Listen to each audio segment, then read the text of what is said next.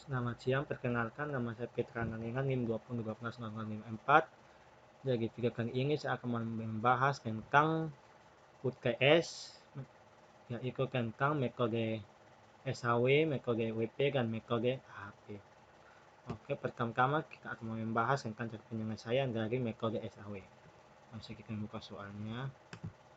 Nah ini, yang pertama itu ini soalnya tentang metode SHW.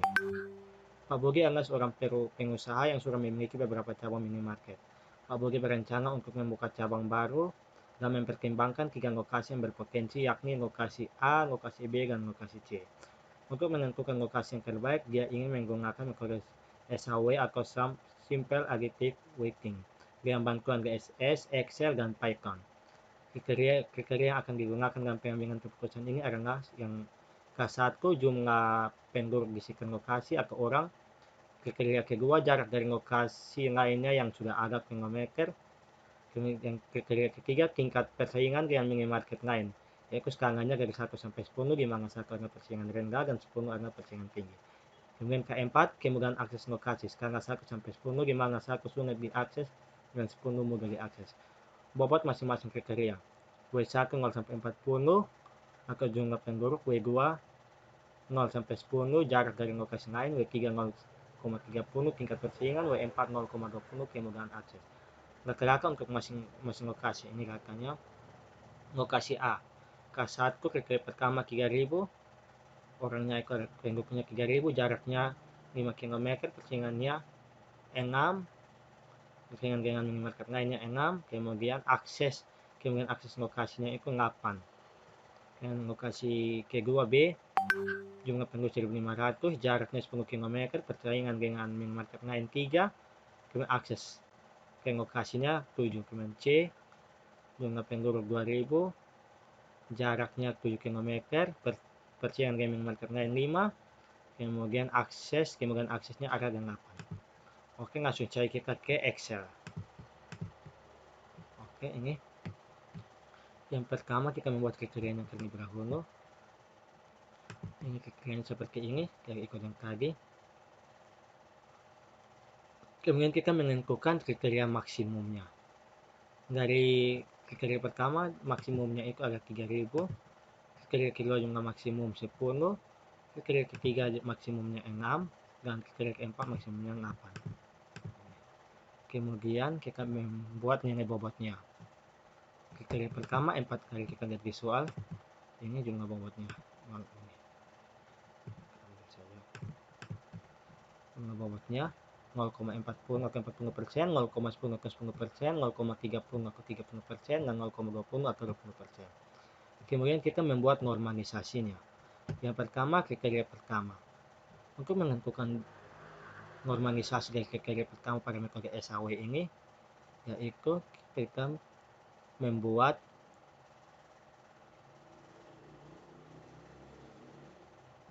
yang ini, tabel pada kriteria pertama kita membagikannya dengan jumlah maksimum.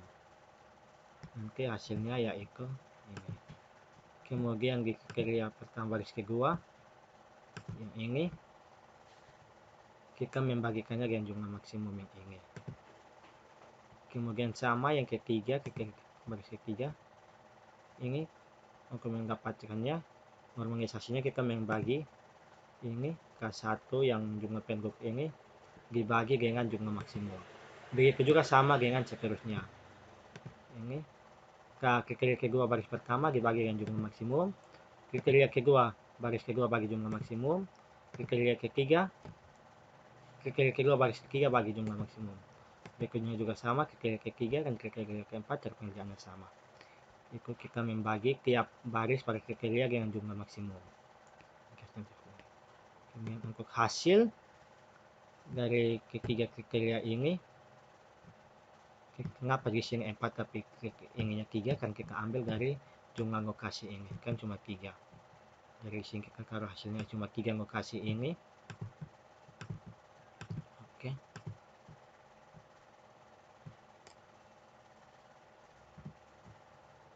Oke, untuk menentukan hasil ini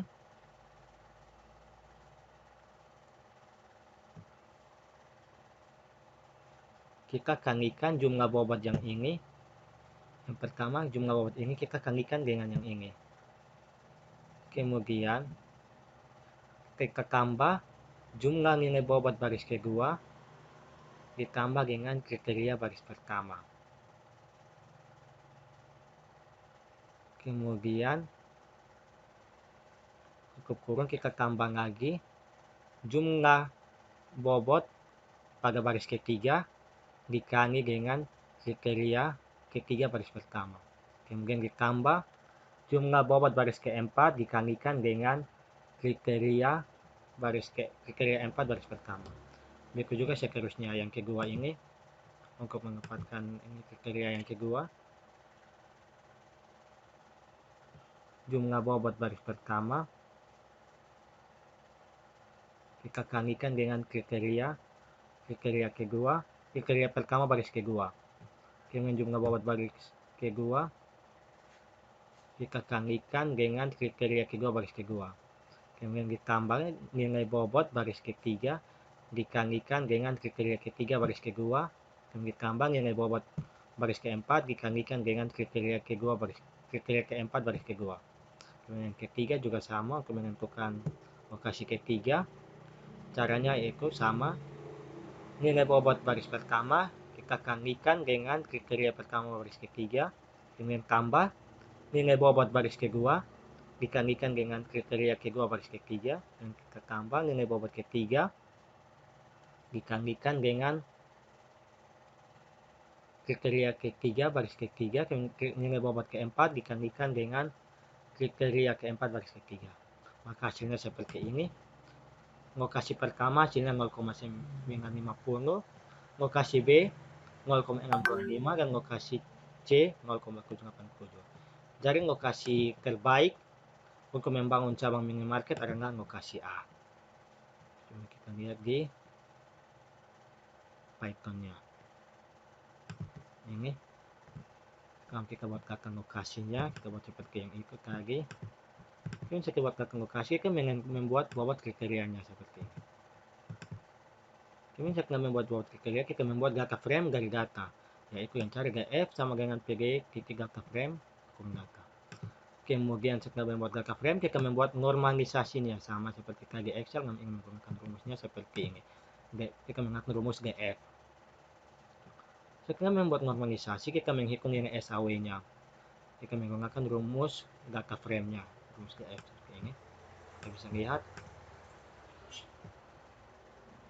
Kemudian setelah membuat nilai SAW, kita mengambilkan hasil perankingan dengan cara ini. Setelah mengambilkan hasil perankingan, kita mengambilkan keterangan lokasi terbaik. Best location range location titik I0. Oke, maka hasilnya seperti ini. Lokasi 0 ini SAW-nya. Jadi lokasi A memiliki nilai SAW tertinggi, berarti lokasi A dianggap sebagai lokasi terbaik untuk membangun minimarket. Sama dengan di Excel, lokasi terbaik untuk membangun cabang minimarket adalah lokasi A. Ini pembahasan pertama tentang membuka cabang minimarket. Sekarang kita lanjut yang kedua, yaitu optimalisasi penentuan jurusan di perguruan tinggi menggunakan metode WP. Sebab perguruan tinggi ingin meningkatkan efektivitas dalam menerima mahasiswa baru di berbagai jurusan yang ada. Mereka ingin menentukan jurusan mana yang paling optimal untuk pengembangan lebih lanjut berdasarkan beberapa kriteria yang ditentukan. Yang kedua, perusahaan ABC merupakan perusahaan bergerak di bidang manufaktur. Untuk menghadapi seleksi yang semakin ketat, perusahaan ini perlu memperkuat tim manajemen mereka dengan merekrut mengajar baru yang kompeten. Perusahaan ini memutuskan untuk menggunakan sistem pendukung keputusan SS dengan metode WP untuk menentukan kandidat terbaik. Ada 4 kandidat yang akan dipilih berdasarkan 5 kriteria. Yang pertama, K1 5 pengalaman kerja, K2 keterampilan berkomunikasi, K3 keterampilan manajerial, K4 kemampuan analitis, K5 pendidikan. Yang bobot kriteria sebagai berikut. Bobot pertama 0,30, bobot kedua 0,25, bobot ketiga 0,20, bobot keempat 0,15, bobot kelima 0,10. Kandidat A, B, C, dan D berdasarkan kandidat. Yang kita misalkan menggunakan metode WP, perhitungan manual Excel dan Python. langsung saja kita ke Excel. Oke, untuk yang kedua, untuk merekrut manajer baru pada metode WP. Yang pertama, kita membuat kandidat dan kriterianya terlebih dahulu seperti ini, sama seperti yang ada pada soal tadi. Kemudian setelah membuat kandidat ini, kita menentukan minimum dan maksimumnya. Minimum di sini yaitu 1 dan nilai maksimum adalah 10. Setelah membuat minimum maksimum, kita menentukan nilai bobotnya ini. Nilai bobotnya, jadi kita membuat normalisasinya. Normalisasi pada kriteria pertama itu didapat dari kriteria pertama baris pertama itu kita dapat dari ini kandidat pada kriteria pertama dibagi dengan jumlah maksimumnya. Kemudian kriteria normalisasi kriteria kedua baris kedua dapat dari ini dibagi dengan nilai maksimumnya.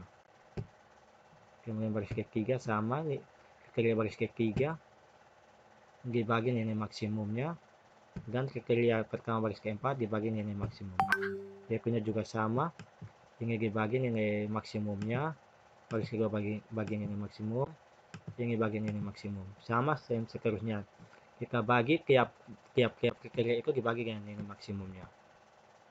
Kemudian setelah itu kita menentukan V1, V2, V3, V4 untuk alternatif terbaiknya.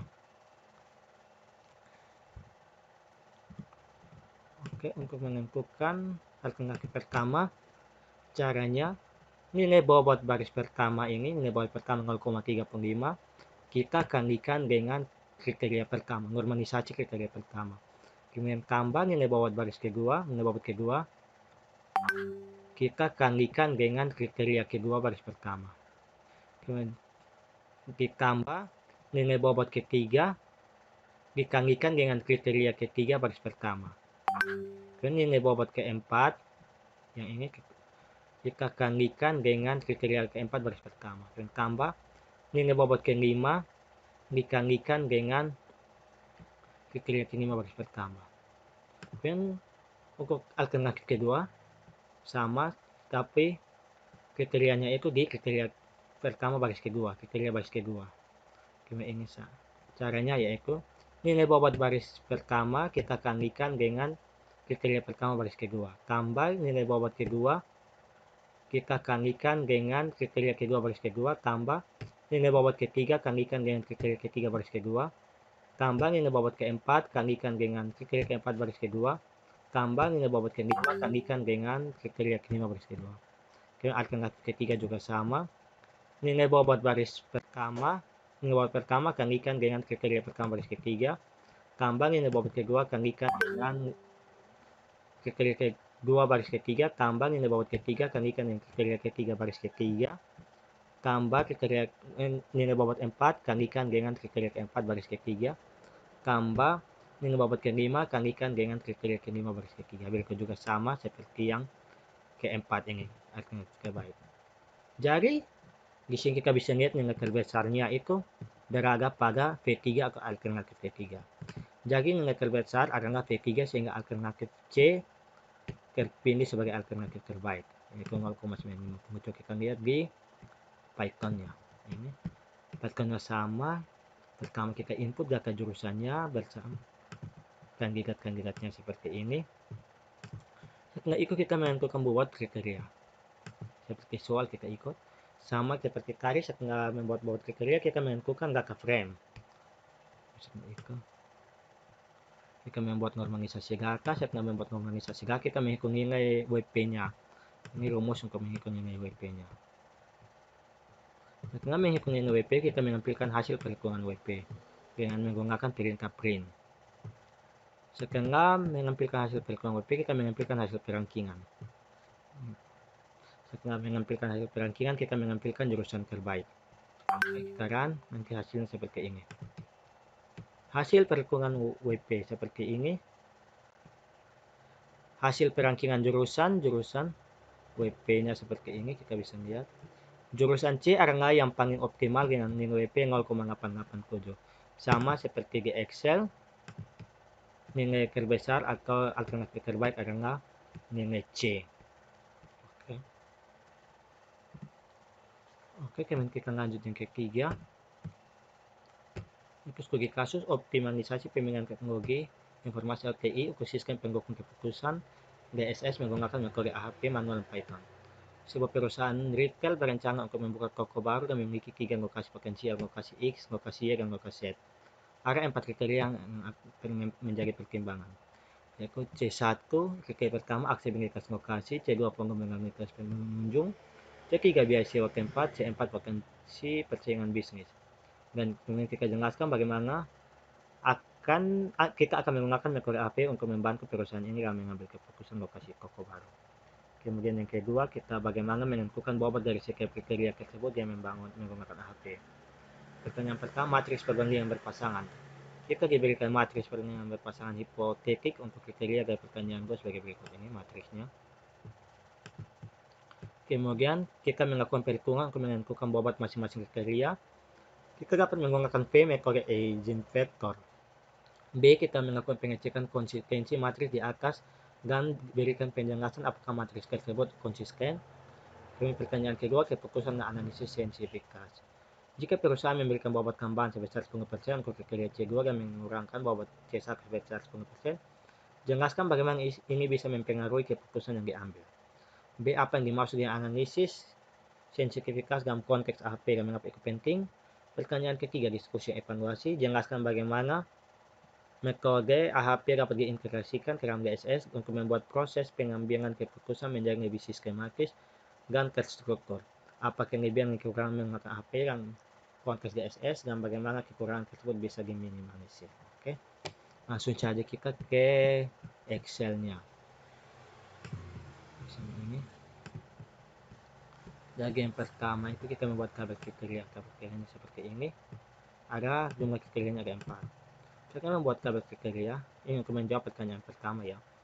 Kita membuat matriks berpasangan. Ini kita ambil dari sini soal ini nomor berpasangan.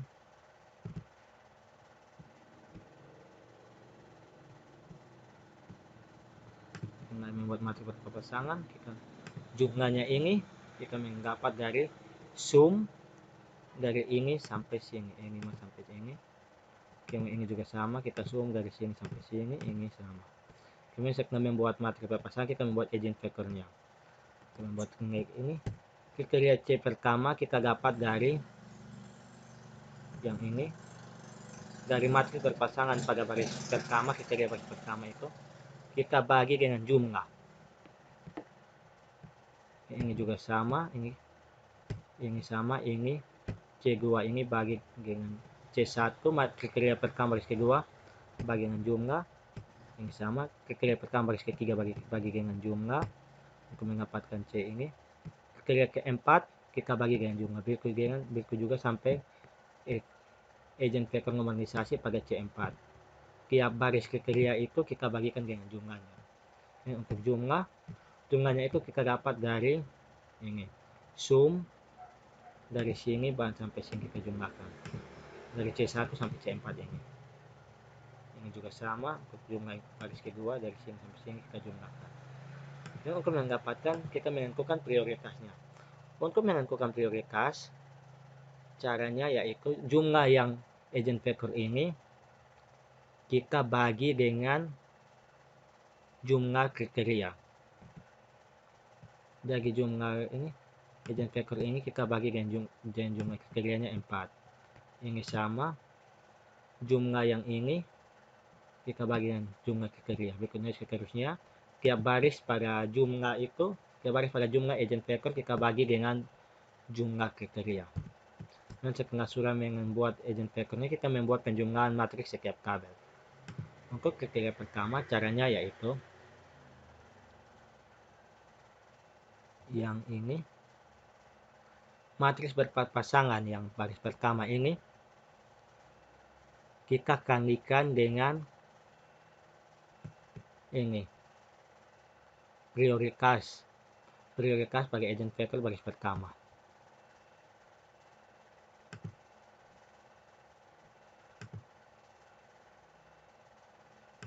Kemudian yang ke C2 juga sama, ini matriks berpasangan pada C2 baris pertama, pada kriteria C2 baris pertama, kita kalikan dengan prioritas baris kedua. Pokoknya setiap matriks berpasangan pada kriteria setiap baris itu kita akan mengalihkannya dengan prioritas setiap prioritas ini. Oke, lanjut sekarang kita sama-sama kita lanjut ke perhitungan rasio. Untuk menentukan hasil dari perhitungan rasio, caranya yaitu jumlah pada perhitungan matriks setiap baris kita tambahkan dengan kriteria pada setiap baris. Jadi jumlah ini kita tambah dengan kriteria ini. Kemudian yang kedua, jumlah ini kita tambah dengan kriteria baris kedua. Untuk hasil yang ketiga, jumlah pada baris ketiga tambahkan dengan prioritas baris ketiga, dan begitu seterusnya. Untuk jumlah kita jumlahkan ini semua. Oke. Kemudian kita perhitungan rasio konsistensi. Ini rasio konsistensi kita melakukan perhitungan. Caranya yaitu jumlah pada perhitungan rasio kita bagi dengan ini jumlah pada perhitungan rasio, ini jumlah pada perhitungan rasio kita bagi dengan jumlah kriteria. Maka hasilnya dapat ini. Kemudian untuk CI-nya caranya yaitu delta max ini kita kurangi dengan jumlah kriteria, kemudian kita bagi jumlah kriteria dikurangi 1. Kemudian CR caranya CI ini kita bagi dengan 0,58 masalahnya ini. Karena ini lebih kecil dari 1, maka dia konsisten. Coba kita lihat di Python apa konsisten atau bukan. Langkah-langkahnya seperti ini. Pertama, kita membuat matriks perbandingan. Kita membuat normalisasi matriks perbandingan. Setelah itu kita menghitung jumlah bobot setiap kriteria. Setelah itu kita menghitung nilai agent value yang agent vector. Yang keempat, mengampilkan nilai penjumlahan dari normalisasi di bagian 6. Kemudian mengampilkan vektor penjumlahan dari para WIS matrix. Langkah keempat, kita membagi nilai vektor penjumlahan dari WIS matrix ini yang dibagi sebelumnya. Jadi kita menjumlahkan semua nilai vektor yang telah dibagi. Setelah itu kita membagi total nilai dengan 4. Langkah kelima, kita menghitung hasil akhir dengan mengurangkan 7 dari nilai sebelumnya dan membaginya dengan 7 dikurangi 1. Dan membagi hasil akhir yang telah disesuaikan dengan 1,26. Langkah 6, kita menghitung nilai konsekuensi. Kemudian kita menentukan konsekuensi rasio. Setelah itu kita mengampilkan hasil, mengampilkan matriks perlimingan berpasangan. Kita mengampilkan matriks perlimingan berpasangan yang sudah dinormalisasi. Kita mengampilkan penjumlahan normalisasi baris setiap matriks. Setelah itu kita mengampilkan hasil akhir. Dan kita mengampilkan hasil akhir yang telah dibagi yang 1,36. Maka hasil akhirnya seperti ini. Ini sama seperti itu. Hasil yang di Excel dia konsisten. Di Excel juga hasilnya konsisten. Oke, kemudian kita akan menjawab pertanyaan kedua, yaitu apa yang dimaksud dengan analisis sensitivitas dalam konteks AHP dan mengapa itu penting.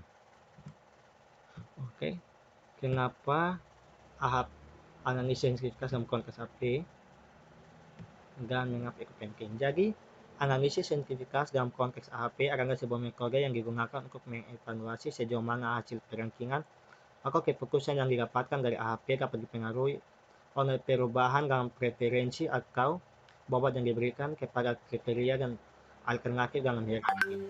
Analisis sensitivitas membantu dalam memahami sejauh mana hasil AHP bersifat stabil dan dapat diandalkan, serta memberikan wawasan tentang bagaimana perubahan dalam preferensi atau bobot akan mempengaruhi urutan peringkat atau keputusan akhir. Ya.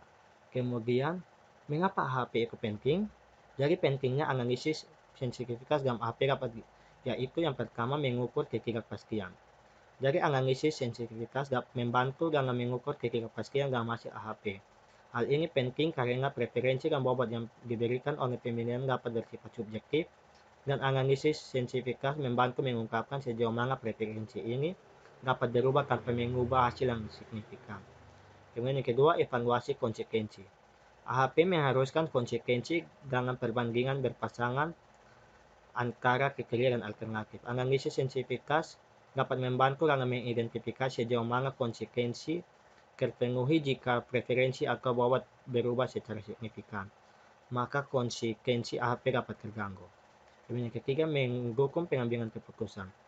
Analisis sensitivitas memberikan pandangan yang lebih komprehensif tentang dampak perubahan preferensi atau bobot terhadap peringkat atau keputusan akhir. Ini dapat membantu mengambil keputusan dan mengevaluasi berbagai skenario, berbagai skenario, dan memilih alternatif yang paling sesuai dengan tujuan dan preferensi mereka. Kemudian yang keempat, meminimalkan kesalahan. Dengan memahami sensitivitas hasil AHP, pengambil keputusan dapat menghindari kesalahan dengan menetapkan preferensi atau bobot yang mungkin mengarah pada peringkat yang tidak sesuai dengan tujuan yang diinginkan. Kemudian pentingnya yang terakhir, menunjukkan faktor kunci. Analisis sensitivitas juga dapat membantu mengidentifikasi faktor-faktor kunci yang paling berpengaruh pada perubahan hasil. Ini dapat membantu mengambil keputusan dengan fokus pada aspek-aspek yang paling penting dalam proses pengambilan keputusan. Dengan demikian, analisis sensitivitas adalah sangat penting dalam AHP untuk memastikan keandalan hasil dan membantu pengambilan keputusan dalam membuat keputusan yang lebih baik dan terinformasi dalam situasi di mana preferensi atau bobot mungkin berubah seiring waktu dengan penuh perubahan dalam kondisi tertentu. Oke, pertanyaan ketiga. Jelaskan bagaimana metode AHP dapat diintegrasikan ke dalam DSS untuk membuat proses pengambilan keputusan menjadi lebih sistematis dan terstruktur. Jadi, yang pertama itu kita mengidentifikasi masalahnya. Kemudian setelah mengidentifikasi masalah, kita mengumpulkan data. Setelah kita mengumpulkan data, kita membuat perbandingan berpasangan. Setelah membuat perbandingan berpasangan, kita melakukan perhitungan bobot. Kemudian setelah itu kita analisis sensitivitas. Setelah itu kita melakukan perangkingan dan pemilihan alternatif. Kita melakukan visualisasi dan kemudian kita melakukan pengambilan keputusan interaktif. Setelah itu kita melakukan dokumentasi. Kemudian integrasi AHP ke dalam DSS memungkinkan proses pengambilan keputusan lebih terstruktur, efisien dan transparan. DSS membantu mengoptimalisasi sebagian besar perhitungan dan analisis sehingga pengguna dapat fokus pada integrasi dan pengambilan keputusan berdasarkan hasil yang dihasilkan oleh AHP. Dengan pertanyaan yang terakhir, apa kelebihan dan kekurangan menggunakan AHP dalam konteks DSS dan bagaimana kekurangan tersebut bisa diminimalisir? Oke, kita akan menjawabnya. Oke, yang pertama kita bahas tentang kelebihan AHP dalam DSS, yaitu yang pertama, strukturnya hierarki atau AHP membantu dalam mengeksplorisasi hierarki kriteria dan alternatif sehingga memungkinkan pengguna untuk secara sistematis menguraikan masalah kompleks. Kemudian yang kedua, kemampuan perbandingan berpasangan. Yang ketiga, analisis sensitivitas. Yang keempat, peringkat dan pemilihan alternatif. Kemudian kekurangan AHP. Yang pertama, kompleksitas perhitungan, sensitivitas terhadap preferensi awal, konsekuensi perbandingan berpasangan. Cara mengatasi kekurangan AHP dalam DSS. Yang pertama, penggunaan perangkat lunak AHP. Kedua, validasi preferensi awal. Ketiga, pengertian pengguna. Keempat, sensitivitas analisis. Kelima, validasi hasil. Berikut penjelasan dari saya tentang 3 metode, yaitu yang pertama SAW, WP, dan AHP. Sekian dan terima kasih.